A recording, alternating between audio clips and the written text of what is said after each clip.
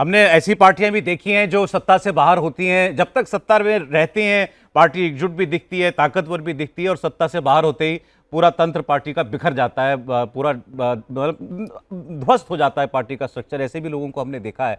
यहाँ ये वो पार्टी है जिसने तमाम तरीके के दमन को वर्षों तक झेला भी, लेकिन लगे रहे, जद्दोजहद चलती रही। जो प्रधानमंत्री कह रहे हैं कि आज कमल खिला दिख रहा है हमारी पीढ़ी को, इसके पीछे कई पीढ़ियां खप गईं, लेकिन वो एक समर्पण के और एक विचारधारा के बगैर मुमकिन नहीं है। राजकुमार जी, देखिए, इस जीत के दो पहलू बहुत स्पष्ट हैं। एक तो जो पार्टी के पूर्ववर्ती उसकी बात करें, जनसंघ के संस्थापक थे श्यामा प्रसाद मुखर्जी, उनकी जन्मस्थली में इतने लंबे इंतजार के बाद पार्टी का सत्ता में आना और इतने प्रचंड बहुमत के साथ आना, कोई जोड़ तोड़ की सरकार नहीं है। इसलिए मैं मानता हूं कि केंद्र में सरकार बनने के बाद अगर कोई बीजेपी की सबसे बड़ी छलांग हो सकती है, सबसे बड़ी जीत हो सकती है, तो पश्चिम बंगाल में सरकार 2014 के बाद सबसे बड़ी केंद्र में सरकार, हाँ 2014 अपने बहुमत से बनी, बाकी तो मिलीजुली सरकार थी। तो उसके बाद अगर सबसे बड़ी छलांग कोई हो सकती है, सबसे बड़ी राजनीतिक और चुनावी जीत हो सकती है, तो ये है। आप यूपी से भी बड़ा इसको मानते हैं, महाराष्ट्र से भी बड़ा मानते हैं? यूपी में जीतना बड़ी बात नहीं थी, क्योंकि यूपी की जो सामाजिक संरचना है, यूपी तो पहले भी सरकार थी। आप सरकारों में रहे हैं, उससे पहले सरकार थी भी, सरकारों में रहे भी, आप सभी सरकारों में भी आप रहे पहले, तो ये बहुत बड़ी जीत है। और जिस तरह की अभी मनोज जी ने जिक्र किया, 15 साल नहीं, 20 साल लगातार कांग्रेस, फिर 5 साल कांग्रेस, मतलब 25 साल कांग्रेस, 34 साल लेफ्ट और 15 साल ममता, कमोबेश एक ही तरह की सामाजिक राजनीतिक संरचना की राजनीति और सत्ता राजनीति, उसको चैलेंज करते हुए अपने लिए जगह बनाना, वो भी मात्र 15 साल में। 2011 में 0 थे आप, 2016 में 3 सीटें, 2021 में 77, अब आप 200 पार कर गए जी। ये आसान सफर नहीं है। प्रधानमंत्री बिल्कुल सही कह रहे हैं कि कई पीढ़ियों के कार्यकर्ताओं के संघर्ष का, बलिदान का फल है ये। और ये भी साबित करता है, एक संदेश भी है बाकी दलों के लिए भी है, कि मुश्किल नहीं है कुछ भी अगर ठान लीजिए। बिल्कुल। कोई कल्पना नहीं कर सकता था कि पश्चिम बंगाल जैसे, जहाँ हम बात करते हैं भद्रलोक की बात करते हैं, बांग्ला अस्मिता की बात हमने कई बार की, ये बात भी की कि कई स्टेट्स ऐसी हैं, बंगाल भी है, जहाँ सब नेशनलिज्म, उपराष्ट्रवाद की भावना बड़ी प्रबल है। उस स्टेट में बीजेपी बिना ममता बनर्जी के विकेट पे खेले, जो 2 बार गलती की भी थी, इस प्रचंड बहुमत का सरकार बनाएगी। एक तो ये बात। दूसरा, इसका संदेश, व्यापक संदेश दूसरे दलों के लिए भी है कि माइनॉरिटी वोट बैंक की पॉलिटिक्स की अपनी सीमाएं हैं। बिल्कुल ठीक। और वो सीमाओं के बाद भी बैकफायर करती है। आज के जनादेश में, अभी फाइनल रिजल्ट आ जाएंगे, लगभग 42% सीटें ऐसी हैं जो मुस्लिम डोमिनेशन की सीट मानी जाती है, मुस्लिम बहुल सीटें वो भी बीजेपी जीत गई। 30% से ऊपर है वहां पे मुस्लिम वोटर जो है, 30% से ऊपर मुस्लिम वोटर हैं, वो भी बहुत सी सीटें भी 42% सीटें बीजेपी जीत रही है उनमें जी। और जो 119 सीटें ऐसी हैं सौरभ जी, जो 2011 से 2021 तक, बल्कि 26 भी मान लें, उसमें टीएमसी के पास थी, उसमें से 65 सीटें हैं बीजेपी जीत रही है इस बार। बिल्कुल लगभग 55%। आपने जो बात की ना, इसकी अपनी सीमाएं हैं। आप केवल डेमोग्राफी आपको चुनाव नहीं जिता सकती। आपको माइनॉरिटी वोट या किसी एक समाज का वोट जो है वो एक हेड स्टार्ट दे सकता है, लेकिन उसके बूते पर आप हर बार सत्ता में आएंगे, उस मिथ को भारतीय जनता पार्टी ने इन दोनों राज्यों में तोड़ा है। देश में सबसे ज्यादा मुस्लिम माइनॉरिटी वोट, मुस्लिम माइनॉरिटी आबादी वाले ये 2 ही प्रदेश हैं, असम और पश्चिम बंगाल। एक जगह लगभग 40% मुस्लिम आबादी, एक जगह लगभग 30% मुस्लिम आबादी, और वहां पर असम में तीसरी बार सत्ता में आना, पश्चिम बंगाल में इतने प्रचंड बहुमत के साथ सत्ता में आना। बीजेपी ने यह बताया है कि हिंदू वोटर भी कंसोलिडेट हो सकता है। अगर एक मुश्त मुस्लिम वोट कोई पार्टी लेती है तो उसका रिएक्शन भी हो सकता है, उसका नेगेटिव फॉल आउट भी है, फिर दूसरी ओर मेजॉरिटी वोट भी पोलराइज हो सकता है, वो भी एक मुश्त एक पार्टी के साथ जा सकता है।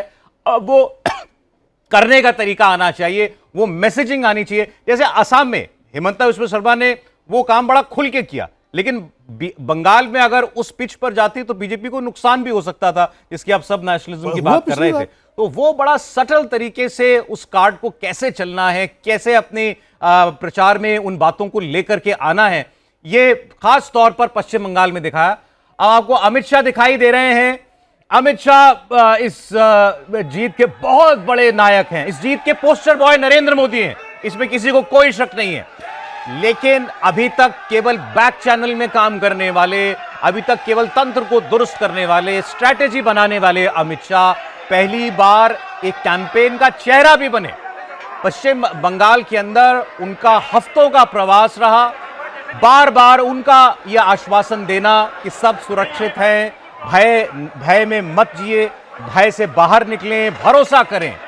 वो एक पश्चिम बंगाल के आम जन के अंदर वो भरोसा पैदा करना, इसका बहुत बड़ा श्रेय या सबसे ज्यादा श्रेय अमित शाह को जाए तो इसमें बिल्कुल कोई बड़ी बात नहीं होगी।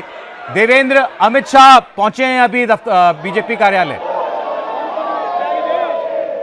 जी हाँ, बिल्कुल सौरभ, और समझा जा सकता है कि अमित शाह के पहुंचने पे बीजेपी का माहौल जैसा होना चाहिए, उनके पक्ष में नारेबाजी और अमित शाह जिंदाबाद वही हो रहा है यहाँ पर। और अमित शाह के हिसाब से सौरभ आप देखें तो देश में आपको बहुत कम पॉलिटिशियन ऐसे मिलेंगे, और पीएम के अलावा अगर आप देखें और अक्रॉस द पॉलिटिकल पार्टीज देखें, जिस व्यक्ति के अंदर पॉलिटिक्स का अर्थमेटिक्स जो होता है, गणित होता है, वो भी समझ में आए, पॉलिटिक्स का इमोशन और केमिस्ट्री भी समझ में आए, वो हार्ड वर्क भी करता हो, वो मीडिया स्ट्रेटजी भी समझता हो, वो अपने लोगों में जोश भी भरता हो, तो ये कंप्लीट बुके हैं एक तरह से अमित शाह।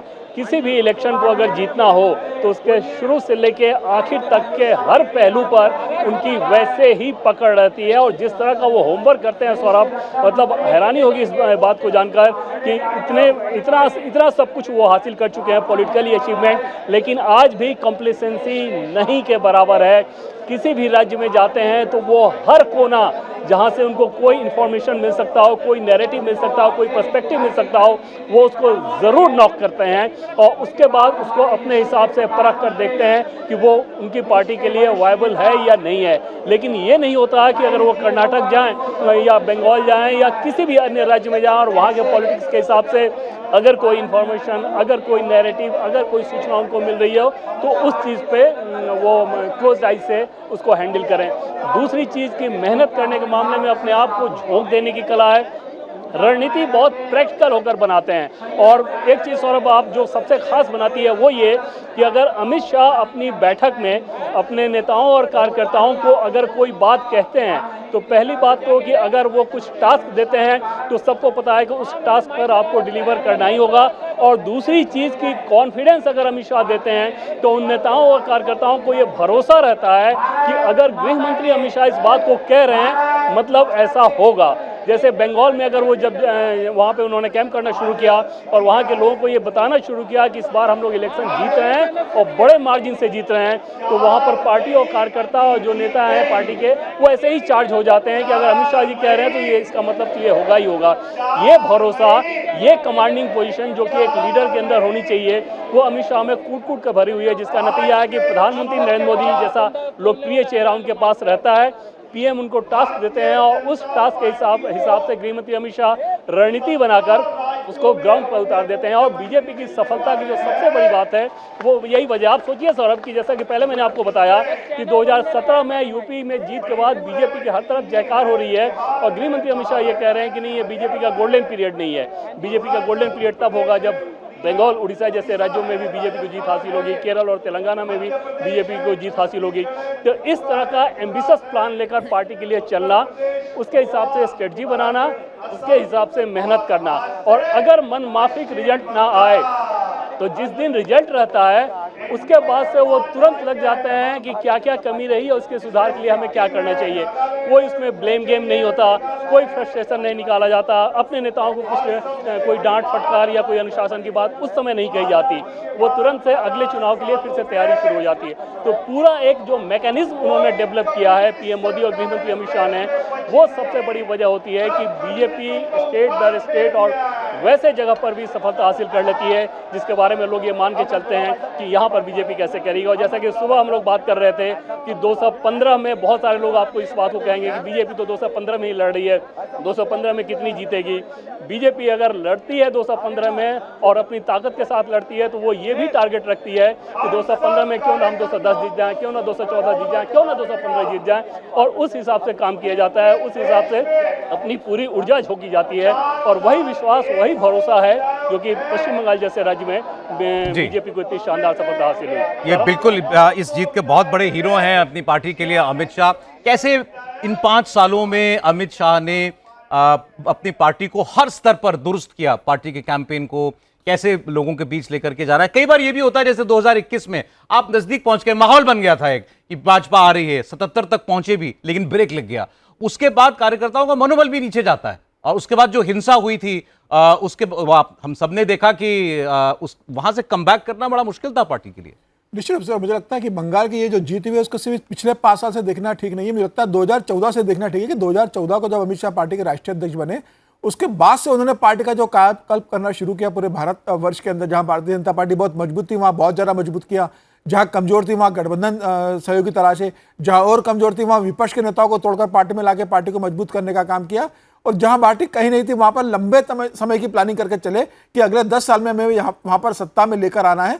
और मुझे लगता है कि जो उनका दीर्घकालीन प्लानिंग थी प्रधानमंत्री मोदी के साथ निर्देश के हिसाब से जिस तरह से अमित शाह ने बंगाल के अंदर काम किया और जब 3 से 77 पर पहुंच गया 2021 में, तो अमित शाह को लगा कि अब 77 पर आ गए हैं, हम 3 से लेकर 77 तक की यात्रा तय कर सकते हैं, तो 77 से हम 200 तक की भी यात्रा तय कर सकते हैं। और मुझे लग रहा है उन्हें लगा कि अब जमीन पे हमारा ग्राउंड बना है, हमें 5 साल जमीन पर लगातार मेहनत करना। और फिर उन्होंने वहां पर संगठन में बदले के प्रदेश अध्यक्ष को बदला, वहां पर कैलाश विजयवर्गीय की जगह वहां पर सुनील बंसल को संगठन प्रभारी बनाकर भेजा, भूपेन्द्र यादव को चुनाव के समय प्रभारी बना के बैठा और लगातार बंगाल की वो फीडबैक रिपोर्ट लेते रहे, संगठन पे कैसे काम करना है, ममता बनर्जी कैसे करना है।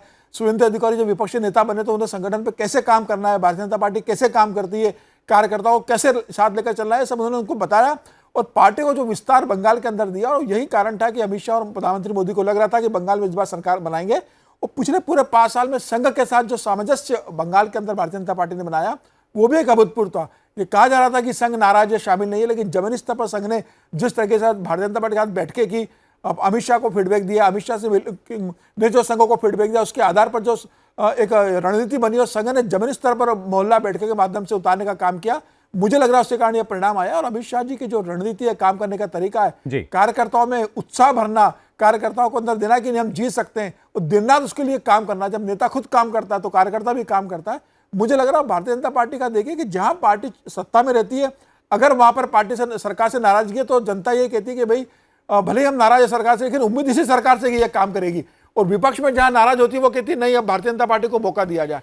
तो मुझे लग रहा है कि भारतीय जनता पार्टी बंगाल में आ गई है, तो ये सिर्फ 5 साल के लिए नहीं आई, ये बहुत लंबे समय के लिए आई है। और ये तय मान के चले कि अगले 15 साल भारतीय जनता पार्टी बंगाल में राज करेगी अपने काम की वजह से। और मुझे लगता है कि ममता बनर्जी जैसी पार्टियां जो सिर्फ सत्ता के कारण आती है, जिनका संगठन और कैडर बेस बहुत ज्यादा नहीं है, वो सत्ता जाते ही टूटना शुरू हो जाती है। ये बात तो बिल्कुल ठीक है जो आप कह रहे हैं सुमित जी की अब ये जो मौका मिला है इसको यूं तो जाया नहीं करेगी भारतीय जनता पार्टी।